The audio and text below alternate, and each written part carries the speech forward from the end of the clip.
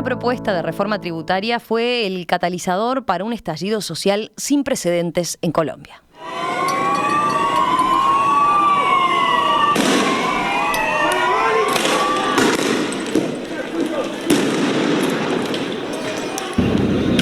El país lleva ya más de una semana de paros y manifestaciones que se han tornado violentas, con denuncias por excesos en la represión que han recibido condena internacional.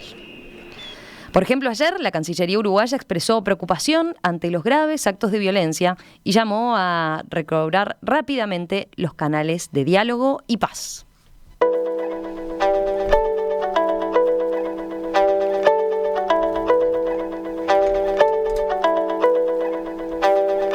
Se habla de unos 24 muertos y cientos de heridos en enfrentamientos con la policía. También se maneja a unos 80 desaparecidos. Hay estaciones de policía y de transporte que han sido quemadas por los manifestantes, aunque la mayoría son pacíficos. La tensión es tal que el gobierno de Iván Duque resolvió retirar la propuesta de reforma de lo que era la discusión parlamentaria, pero eso no ha aplacado a los manifestantes, que han ampliado sus reclamos y han conformado el llamado Comité del Paro. Además del presidente, en el fuego cruzado está el exmandatario Álvaro Uribe, quien el viernes 30 publicó en Twitter: apoyemos el derecho de soldados y policías de utilizar sus armas para defender su integridad y para defender a las personas y bienes de la acción criminal del terrorismo vandálico. Esto se ha visto como una justificación para la violencia de parte de las fuerzas del orden. Bueno, ¿cómo se llegó hasta aquí? ¿Cómo se sale de esto? Lo vamos a charlar con la politóloga colombiana Laura Wil Sotero, docente en la Universidad de los Andes de Bogotá. Laura, ¿qué tal? Buen día, un gusto saludarte. Buenos días a ustedes, muchas gracias por la invitación.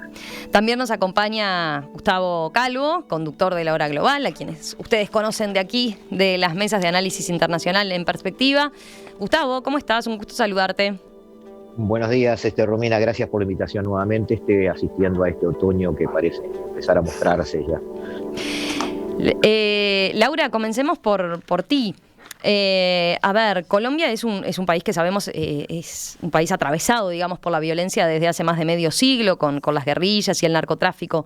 Aún así, ¿es correcto hablar de que este estallido de protesta social y violencia no tiene precedentes? ¿Es diferente de cosas que se han visto y vivido antes? Bueno, empiezo por contestar esa pregunta entonces. Pues digamos, yo creo que eso es el resultado de muchas causas estructurales que explican el estallido que estamos viviendo ahorita. Creo que es la combinación de una gran cantidad de variables que se juntaron en este momento de pandemia además, en donde estamos viendo unas consecuencias nefastas en los niveles de pobreza que han aumentado, una clase media disminuida, una cantidad de población sin oportunidades, en educación, sin acceso a salud de calidad. Entonces yo creo que, digamos, es un problema que tiene muchas explicaciones, muchas causas estructurales. Sí, Colombia ha sido un país violento a lo largo de toda su historia política, eso no es nuevo. Hemos pasado por diferentes tipos de conflictos, si nos devolvemos de un siglo, por guerras civiles, por conflicto armado, en el cual ha habido grupos subversivos, grupos insurgentes de izquierda, de derecha. Entonces, el estallido social que estamos viendo ahorita es el resultado de un proceso de larga duración, yo creo. Ya habíamos visto también movilizaciones como las que estamos viendo esta semana, que se habían activado hace unos años, en el 2019, al igual que estaba ocurriendo en Chile y en otros países. En Colombia también hubo tal estallido que paró por la pandemia, no porque se hubieran acabado las motivaciones o las protestas, sino porque tuvimos que encerrarnos en las casas y no pudimos seguir en esta frecuencia de movilizaciones. Eso es un elemento importante, ¿no? Porque era algo que ya venía pasando previo a la pandemia. La pandemia, en todo caso, hizo un paréntesis y claro, y lo que hizo fue fomentar aún más el caldo de cultivo que se estaba gestando para estas manifestaciones, ¿no? Tú lo decías un poco con respecto a la situación económica. Ahora, antes de entrar en ese aspecto que me interesa profundizar, porque los números que repasaba de la situación en Colombia hoy son preocupantes, ¿no? Pero te pregunto más desde lo vivencial, ¿cómo se vive hoy en Colombia? ¿Hay miedo por esta tensión social? ¿Hay enojo? ¿Qué es lo que se palpa en las calles? Hay miedo, hay enojo, hay mucha angustia, hay mucha tristeza también. Hay miedo porque las movilizaciones han sido muy violentas. Tú dijiste la cifra de muertos, pues que no está confirmada todavía, que es alrededor de 24, pero además de eso ha habido heridos, ha habido desaparecidos. Y esto ha sido el resultado de violencia por parte de la fuerza pública, lo cual pues la ciudadanía está haciendo también un llamado para que la fuerza pública deje de violentar a la población civil desarmada, deje de violar los derechos humanos, pero también ha habido manifestaciones violentas por parte de sectores de delincuencia común, probablemente, los vándalos, como los llaman los diferentes sectores, que han sido también la razón con la cual se han estigmatizado las marchas, ¿no? Y generalizando un estigma en la población civil desarmada, pues que está muy brava de que eso ocurra. Entonces, hay una combinación de miedo con enojo. La mayoría de las marchas han sido pacíficas, a pesar de lo que los medios nos muestran, pues que es escandaloso, por supuesto, pero hay que resaltar eso también, ¿no? Como que la mayoría de los ciudadanos están ejerciendo su derecho legítimo de la protesta y lo están haciendo en la mayoría de los casos pacíficamente, pero desafortunadamente esas marchas pacíficas pues han estado impregnadas también por violencia y en muchos casos desafortunados ocasionada por la fuerza pública que ha ejercido un poder pues que ha resultado en muertes violentas. Antes de profundizar en ese aspecto, recordemos, ¿no? Yo lo citaba recién, de alguna forma lo que provoca la vuelta a las calles después de aquel episodio de 2019, donde ya dijimos estaba gestando, es el contexto económico, ¿verdad?, de Colombia hoy, que dirías que entró en crisis por la pandemia o ya venía muy complicada. Repasaba las cifras sobre la situación en materia de pobreza, por ejemplo, son alarmantes. 21 millones de personas no tienen un ingreso suficiente para comer y para pagar un techo. 4 millones de colombianos, solo 4 millones cayeron en la pobreza en este año o en 2020, ¿no? En lo que fue la pandemia. O sea, 4 millones de personas cayeron en la pobreza, digamos, a raíz del contexto de pandemia.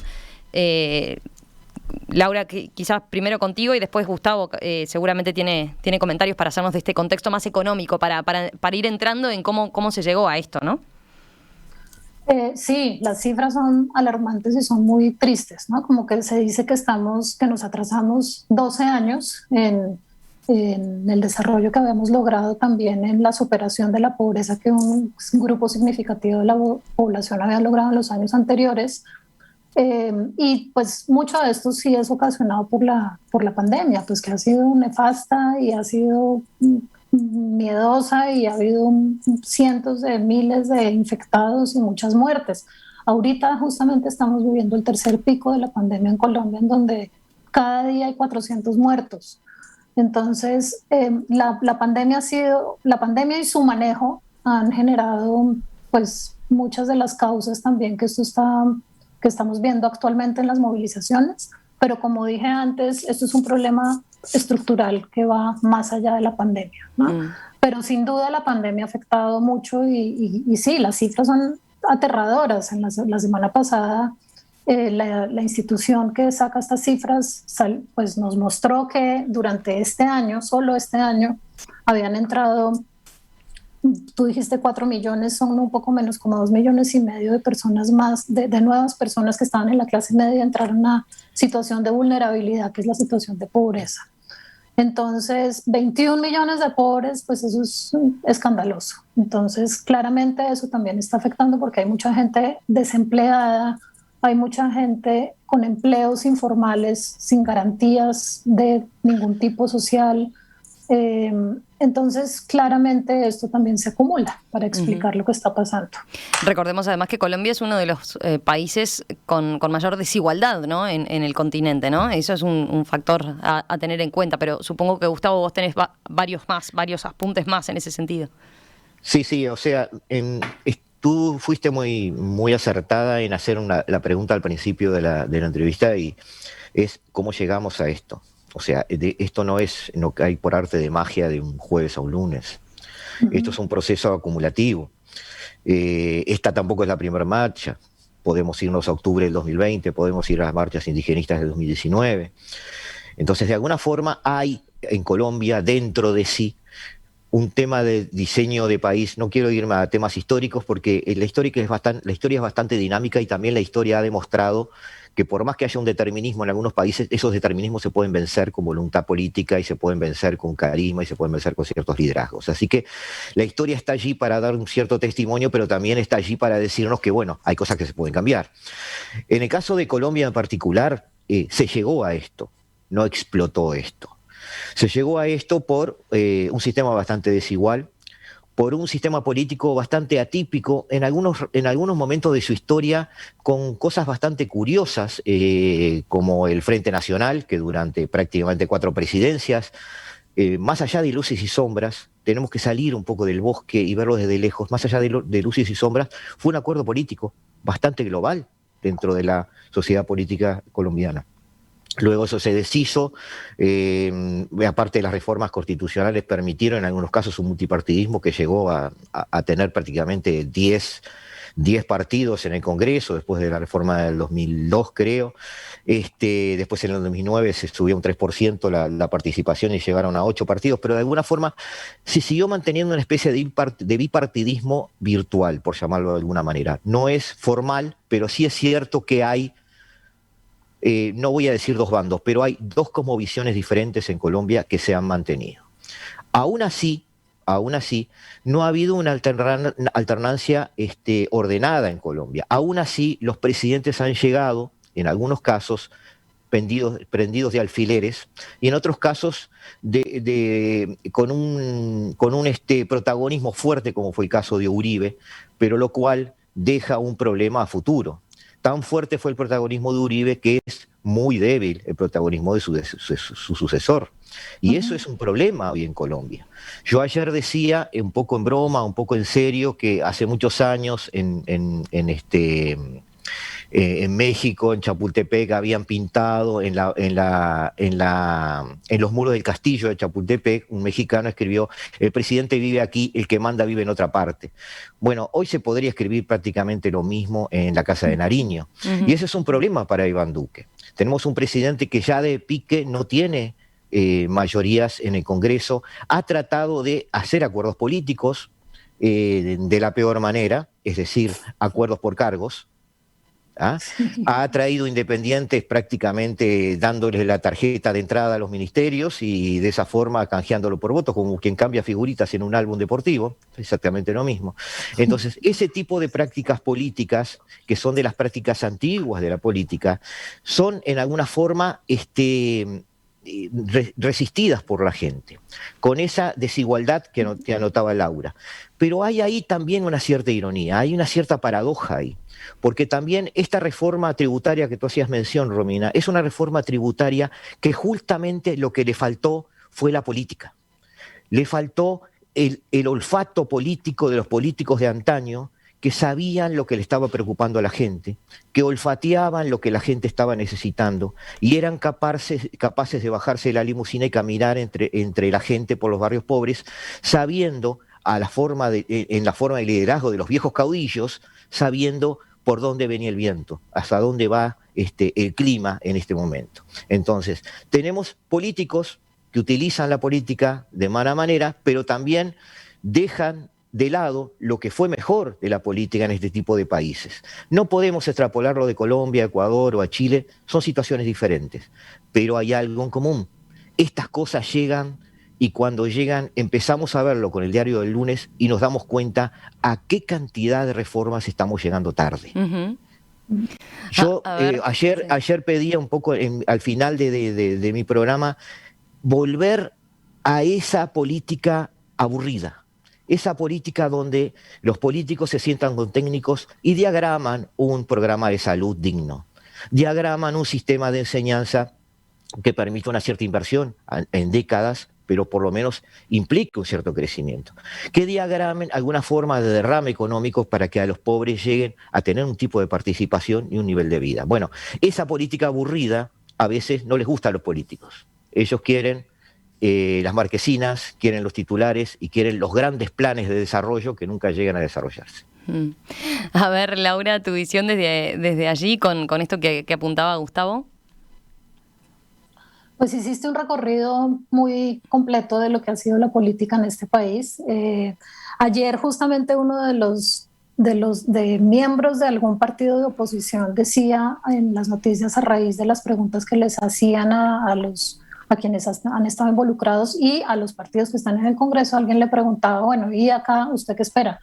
Y él decía, por favor, que esto no vaya a ser otra vez un acuerdo entre élites, como fue el Pacto del Frente Nacional en 1958, en donde lograron, sí, ponerse de acuerdo el Partido Liberal y el Partido Conservador, que eran enemigos sectarios, ocasionando una violencia durante décadas enteras, y lograron superar eso, lograron superar la violencia sectaria que habían los pueblos en el campo del país fundamentalmente, más que en las ciudades, pero dejaron por fuera grandes sectores sociales, ¿no? Fue un pacto entre élites, literalmente, de dos partidos políticos tradicionales que ya en ese momento no tenían la capacidad de representar a una sociedad muy diversa, ya muy heterogénea, urbana, en fin. Entonces, esa frase que dijo ayer uno de estos líderes, pues creo que es el sentir de mucha gente. Es como, bueno, ¿cómo va a ser ese pacto nacional al que el presidente Duque está invitando en este momento, ¿no? Y la primera invitación que él hizo ayer, como para bajar un poco el fuego, fue a los partidos políticos. Y no a todos los partidos políticos, sino a los partidos políticos de la coalición del gobierno, ¿no? Sin incluir a los partidos de la oposición, con una torpeza que uno no puede explicar. Es como, a ver, acá lo primero que tienen que hacer es conversar con los líderes sociales que están en las calles protestando por unas demandas muy válidas que no se les han cumplido en décadas. Acá lo primero que tienen que hacer es sentarse con los ciudadanos que están en la Plaza de Bolívar arengando en contra de la forma en la que se está haciendo la política en este país. Entonces ahí hay un problema de liderazgo muy grave de un presidente pues que no ha conectado con su electorado, no ha conectado con la ciudadanía, un presidente que incluso ya tiene un Congreso más fragmentado de lo que él quisiera, porque entonces el Congreso tampoco le está pasando las reformas, las iniciativas legislativas de iniciativa ejecutiva, un Congreso que incluso el partido de gobierno no se ha podido poner de acuerdo frente a muchos temas, incluyendo la reforma tributaria. Eso era como ver las noticias durante la semana en la que se radicó la reforma tributaria. Cualquier colombiana se agarraba la cabeza y decía, es que ni siquiera el partido de gobierno está de acuerdo, ¿no? Entonces hay una desconexión absoluta entre el presidente y los votantes, entre los partidos políticos y también los votantes, entre los partidos y el presidente. Y acá hay unas demandas muy heterogéneas en la sociedad, sí, muchas. Es un pliego de peticiones. ¿Pesa el descreimiento en la política, el desencanto de la política? El desencanto en la política... creo que no te entendí, no escuché bien. No, pensando si lo que se refleja en realidad, si lo que se ve, si lo que se palpa es eso, es que hay un fuerte desencanto en la política, hablando yendo más a los partidos políticos quizás, debí decir, ¿no? ¿Es eso? Sí. ¿Hay descreimiento en los partidos políticos?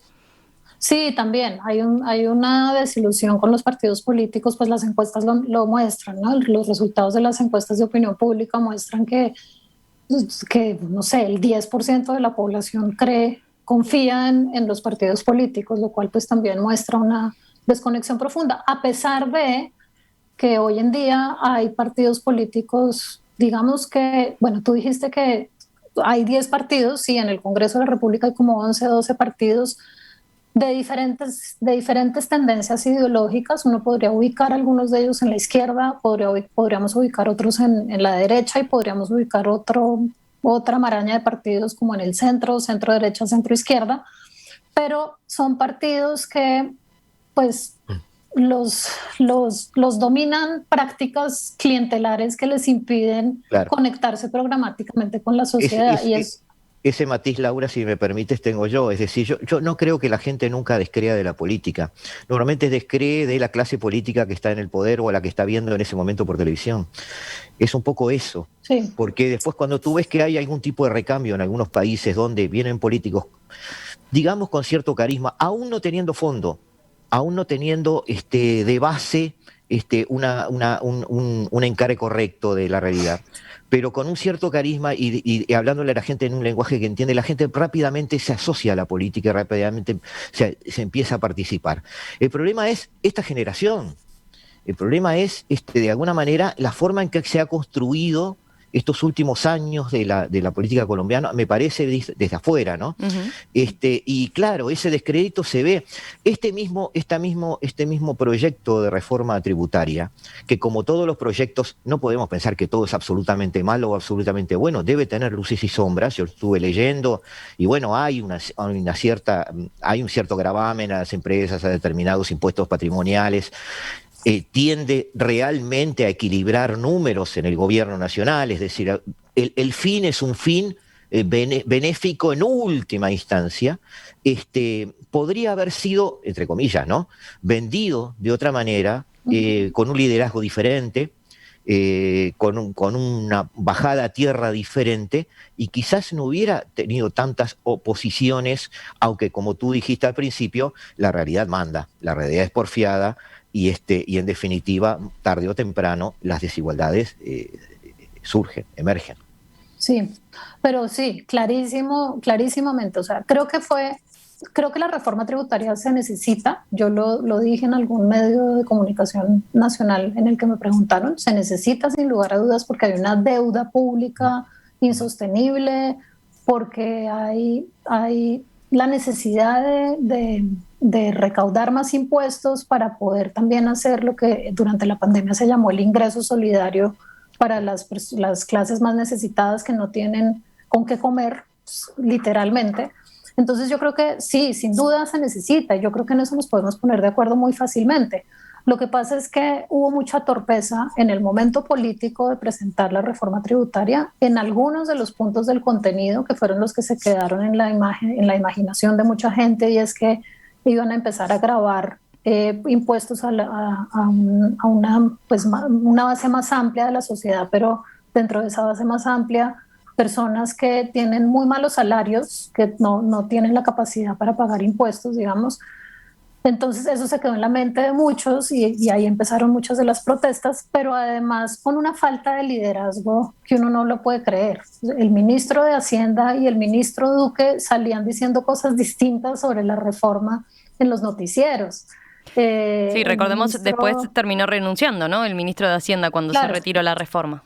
Claro, el ministro de Hacienda terminó renunciando y pues el presidente le aceptó la renuncia, pero sí, digamos, con una torpeza del momento político y en la falta de liderazgo por parte del presidente y de su equipo económico, pues que es el ministro y su viceministro. Aparecían en los noticieros diciendo cosas distintas.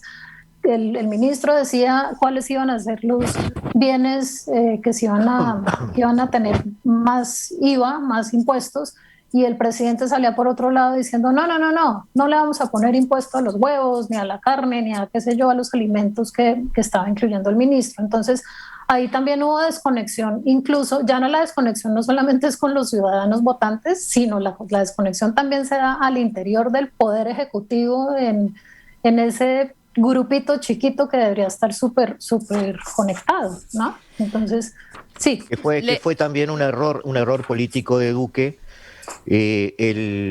no diría descreer, no me voy a lo que pasó en Ecuador, pero no descreer de su líder político, pero sí tratar de construir, ya estando en el poder, una identidad propia y empezar a formar una especie de núcleo duro de amigos, tratando de desmarcarse en algunas cosas de Uribe, cosa que no es necesaria. En la medida que la política empiece a ser positiva y uno empieza a tomar las decisiones correctas, la imagen de uno de por sí crece, pero estaba como excesivamente preocupado en no aparecer como una especie de lacayo de Uribe, por un lado, y por otro lado, manteniendo un núcleo duro de dirigentes que muchas veces no representaban a los partidos políticos, trató de separarse del Congreso en algún momento, algo que le pasó a Vizcarra en Ecuador, ¿no? Es decir, tornar al Congreso como una especie de enemigo y que después le devuelve, por ejemplo, en la primera legislatura de 36 proyectos de ley y no se aprobó ninguno, o se aprobaron 2. Entonces, como tú dijiste muchas veces, más que una mala intención o algo así, muchas veces hay mucha torpeza, ¿no? Sí.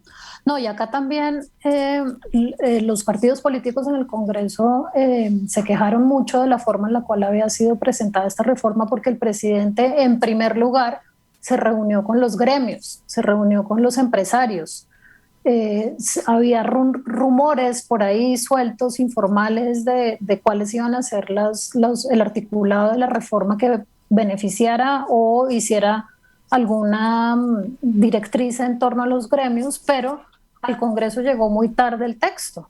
Entonces los congresistas, pues por supuesto eso no les gustó, y también empezaron las críticas al interior del mismo Congreso, ¿no? Y ahora lo que tú estás diciendo es que va a ocurrir que no le van a pasar a aprobar muchos de los proyectos legislativos que ya estaban radicados antes. En este momento habían radicado una reforma a la salud que ya están pidiendo que por favor la retiren. Los congresistas ya están diciendo que quiten sus nombres como autores, que no se le miden a esa cosa. Entonces eso posiblemente va a pasar, como que hubo una ruptura ahí grave. Les propongo a los dos hacer una breve pausa y enseguida volvemos sumando otros elementos, ¿no? Quiero hablar de qué ha pasado con el acuerdo de la FARC, con la FARC.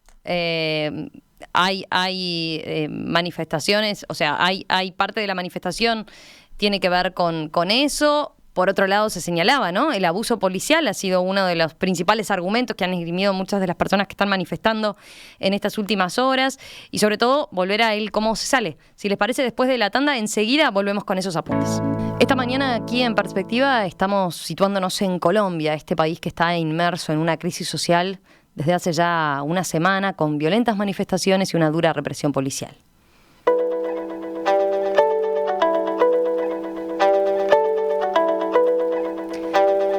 Esta situación ha generado más de una veintena de muertes, cientos de heridos y otro tanto de desaparecidos. ¿Por qué está ocurriendo esto? ¿Qué hay de fondo? ¿Cómo sale Colombia de esta situación? Bueno, lo estamos conversando con Laura Wills Otero, que es politóloga colombiana, radicada allí en Bogotá, y con Gustavo Calvo, nuestro habitual colaborador, conductor de La Hora Global e integrante de la Mesa de Análisis Internacional aquí en Perspectiva. Laura, Gustavo, yo decía antes de la pausa, nos quedaba por mencionar, bueno, hicimos foco en la situación económica, un poco el rol que tuvo la falta de timing del gobierno de Duque en enviar esta reforma que buscaba recaudar más desde el punto de vista fiscal, afectando a una clase media. Mencionamos el contexto de la pandemia y la situación sanitaria como tal. Mencionamos al pasar el tema de los abusos policiales, sobre los que quizás después volvamos, pero quería preguntarles algo más del contexto. A ver, ¿cómo juega acá lo que fue el acuerdo años atrás con la FARC y lo que se ha señalado como falta todavía de implementación real, ¿verdad? Más allá de que la FARC, recordemos, parte de la guerrilla se transformó en un pequeño partido. Está claro que no todos suscribieron el acuerdo, hubo grupos disidentes, ha pasado mucho en ese sentido. ¿Cómo juega en este contexto, Laura? Yo creo que es una de las causas que explican esto, ¿no? Porque ustedes saben que en el 2016 hubo un plebiscito en Colombia que polarizó al país en dos mundos contrapuestos, los del sí y los del no, los que apoyaron el sí del plebiscito para aprobar los acuerdos que se habían firmado en La Habana entre el gobierno nacional de Santos y las FARC, y el 51% de la población que salió a votar, que fue poquitica, fue el 30% en total, votó por el no, ¿sí? Que este era el grupo liderado por Álvaro Uribe Vélez y bueno, todos los que se le unieron en ese momento. Entonces, el acuerdo de paz aún así, después de haberle hecho unos ajustes, tras conversaciones que se hicieron entre el gobierno nacional y la oposición, se aprobó, ¿no? Se aprobó en Bogotá, después en noviembre, unos meses después de que se había planeado el mismo, pensando que iba a ser aprobado en el plebiscito. Entonces eso ya generó una polarización importante en torno a la implementación de la paz. Gana Duque 2 años más tarde, en el 2018, y empieza esta tensión sobre la implementación de los acuerdos, ¿no? Santos alcanzó a estar durante un periodo de tiempo en el cual se aprobaron varias de las reformas que se necesitaban en el Congreso de la República a través de un procedimiento legislativo que ahí mismo que se diseñó durante ese gobierno, que fue lo del famoso Fast Track, que lo que hacía era que reducía la cantidad de debates que se tenían que dar en el Congreso de la República para poder poner en funcionamiento muchas de las medidas que se acordaron en un acuerdo de paz de 7 puntos, gigantesco, bueno, en fin. Llega Duque y lo que ha pasado durante estos años del gobierno con él es que efectivamente ha habido muchas críticas en torno a la implementación, como ha habido falta de voluntad para implementar lo que se acordó en La Habana. Hay cosas en las que se han avanzado, pero el balance general es que falta mucho todavía por hacerse. Y una de las cosas que saltan a la vista mucho en torno a esto es el asesinato de miles de muchísimos líderes sociales, ¿no? Líderes sociales y de disidentes, no, de miembros de las FARC que se desmovilizaron y que entraron a ser parte de la vida civil. Entonces, con esos asesinatos que se visualizan tanto en los medios de comunicación, o sea, se manda un mensaje muy claro sobre la falta de voluntad para implementar esto, la falta de voluntad para darles garantías a los líderes sociales que están promoviendo que se implemente el acuerdo de paz y a los miembros del grupo antes guerrillero que se desmovilizaron y que ahora están en la vida civil. Entonces eso pues ha sido muy grave. Duque, empezando el gobierno, también oyendo la voz de Uribe, empezaron a plantear la posibilidad de cancelar la JEP, que es la Justicia Especial para la Paz, donde se están haciendo todos estos juicios pues que se establecieron en el acuerdo de paz. Finalmente no lo hicieron, pero tampoco se le ha dado la fuerza que se requiere para poder sacar adelante estos acuerdos. Entonces esa es una causa también. Y en las calles probablemente también hay muchos de los líderes sociales que están reclamando el derecho a la vida tras haber sido muchos de ellos asesinados durante estos años. Yo te iba a preguntar, por eso te adelantaste ahí con eso, o sea que hay integrantes de la FARC o personas que se habían desmovilizado que ahora están volcadas a las calles. ¿Cómo podemos caracterizar el resto de las personas que están, de los manifestantes? ¿Quiénes están detrás de estas movilizaciones? Por lo visto es un grupo heterogéneo, ¿no? Pero contanos un poco más. Es un grupo muy heterogéneo, ¿no? Hay estudiantes, están los trabajadores, están transportadores bloqueando las carreteras que tienen aisladas ahorita algunas de las ciudades del país, están los indígenas, ¿no? Esta mañana tumbaron una estatua en una plaza pública de Bogotá, pues que alude como a los conquistadores de América, qué sé yo. Entonces hay un grupo enorme y muy heterogéneo de personas que se movilizan, algunos más organizados que otros, ¿sí? Las movilizaciones en Colombia históricamente se han caracterizado por no ser necesariamente muy organizadas, es decir, como que salen espontáneamente y muchos de los que protestan son flor de un día porque no hay una estructura organizativa detrás. Y eso yo creo que es parte del problema de por qué a veces no se logran sacar demandas adelante. Entonces, dentro de este grupo heterogéneo de gente que se moviliza, yo creo que hay esos ciudadanos de a pie que no necesariamente pertenecen a organizaciones con estructuras claras para la movilización, pero yo creo que también hay de lo otro, ¿no? Está la CUT, que es la de trabajadores, está en los transportadores, hay grupos más organizados que son los que hacen parte del Comité del Paro que está pidiendo diálogo y negociaciones con el gobierno nacional. Así que por lo visto, claro, al ser tan heterogéneo el grupo de manifestantes, hay poca articulación, pero además, claro, ahí se entiende más por qué la cantidad de elementos que se ponen, ¿no? Empezó la reforma tributaria, pero después hay un montón de elementos entonces por los que se protesta, ¿no? En parte por el incumplimiento o la falta de los acuerdos de paz. Veía muchos jóvenes movilizados, ¿no? Sobre todo por el tema de que piden cesar los abusos policiales, por los que se están dando en los últimos días, pero lo que considera ha sido una fuerte presencia y una militarización de la sociedad también, ¿no? Sí, muchísimos jóvenes, y los jóvenes han sido las principales víctimas de la violencia estos días con los asesinatos que ha habido, ocasionados la gran mayoría de ellos por la fuerza pública. Eso ha sido muy grave a lo largo de las semanas. Pues ya llevamos como 10 días de paro, ya perdí la cuenta de cuántos días van de salir a las calles, pero los jóvenes han sido protagonistas de esto, no solamente en esta coyuntura, sino en la coyuntura del 2019, ¿no? En donde también hubo violencia ocasionada por la fuerza pública, también hubo estudiantes que fueron asesinados en ese momento. Entonces, muchos jóvenes han sido protagonistas de esto.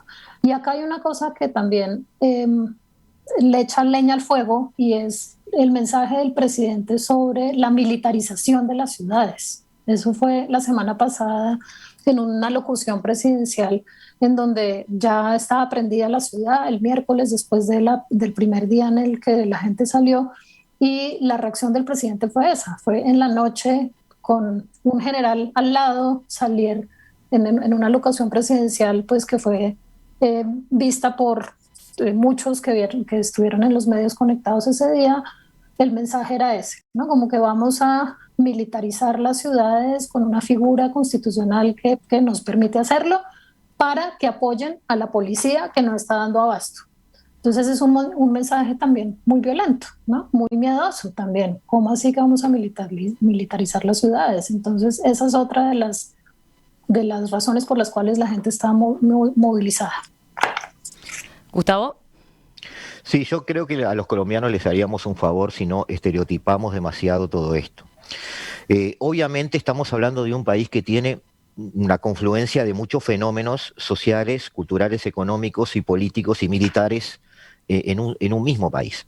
Entonces, es cierto que estamos hablando de un país que fue o es, está en discusión eso, el mayor productor de coca del mundo. Es cierto que tiene una estructura de narcotraficantes que palidece a cualquier multinacional. También es cierto que tuvo una guerrilla muy activa, como la FARC en su momento. También es cierto que para combatir a la FARC se utilizaron en modo sistemático y durante muchos años sistemas paramilitares que trabajaban sobre el terreno y que de hecho siguen funcionando en algunos casos. Entonces, todo esto abona todo esto, es parte del todo, pero no necesariamente es la explicación de lo que está sucediendo.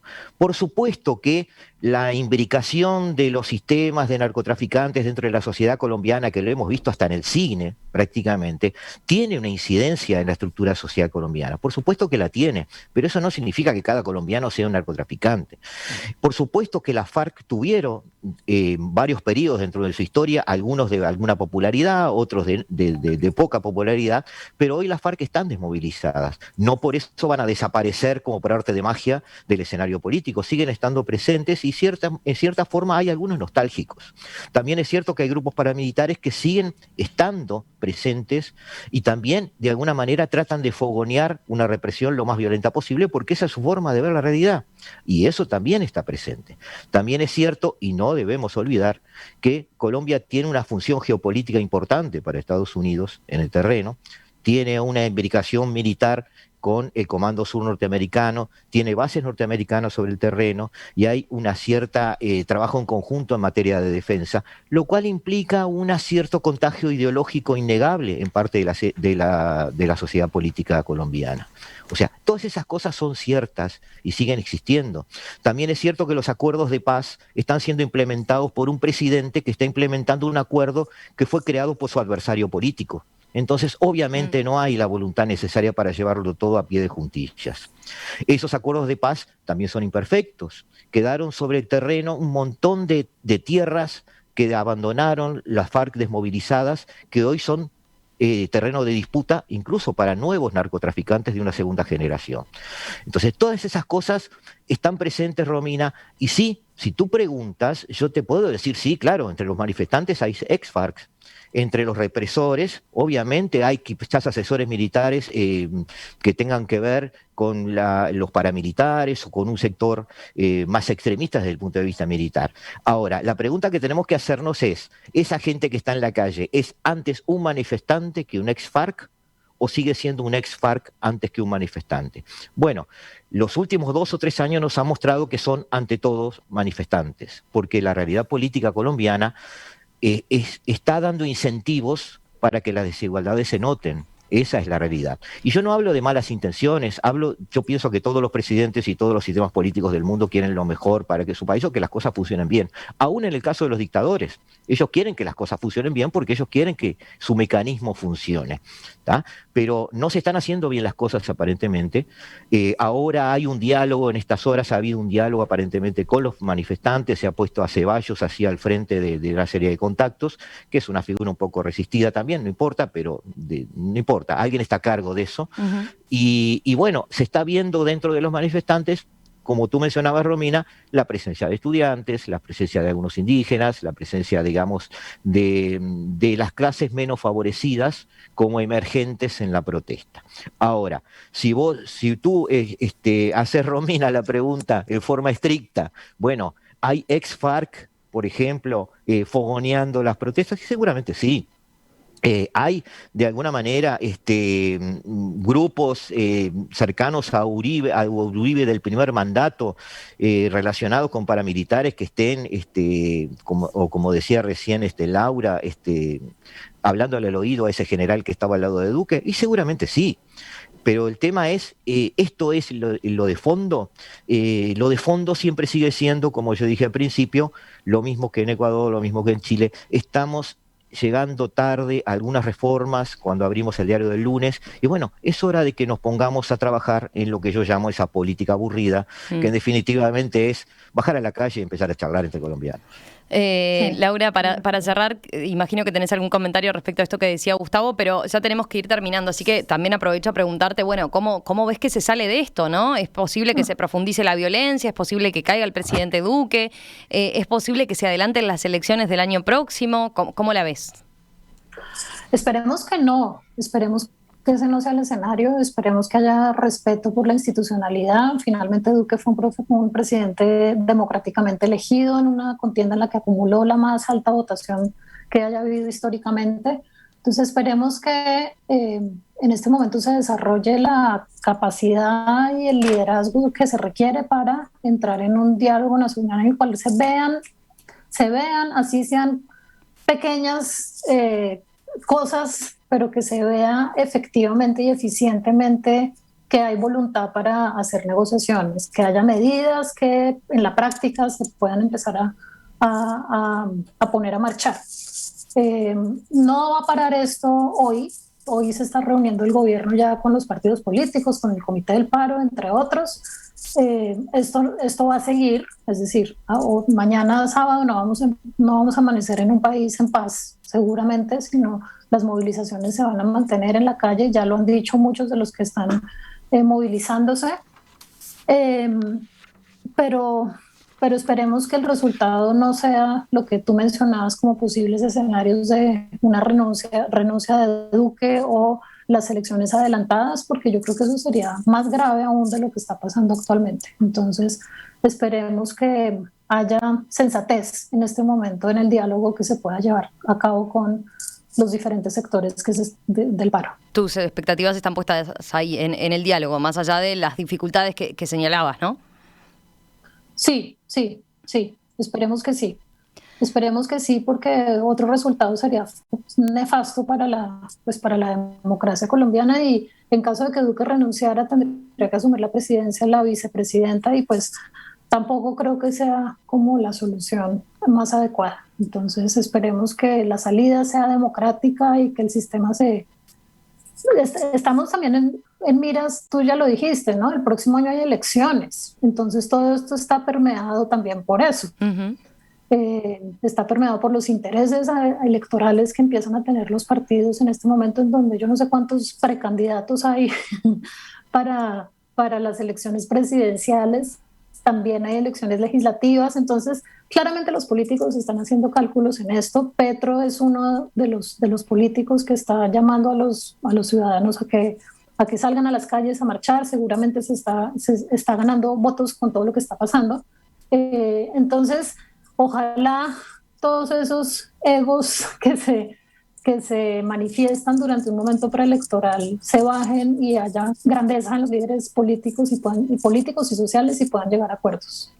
Laura Wills Otero, politóloga colombiana, profesora asociada en el Departamento de Ciencias Políticas de la Universidad de los Andes de Bogotá, doctora en Ciencias Políticas. Gracias, gracias Laura por atendernos esta mañana, por esta charla en la que Gustavo obviamente también ha participado desde acá. Te mandamos un abrazo y bueno, volvemos a contactarnos y deseando que esto se encamine cuanto antes. Un abrazo desde aquí. Muchas gracias, Romina. Muchas gracias, Gustavo. Un gusto enorme conversar con ustedes. Gustavo, gracias como siempre. Nos reencontramos seguramente la semana que viene. ¿Dale? Sí, seguramente. Muchísimas gracias. Un abrazo. Chao, chao.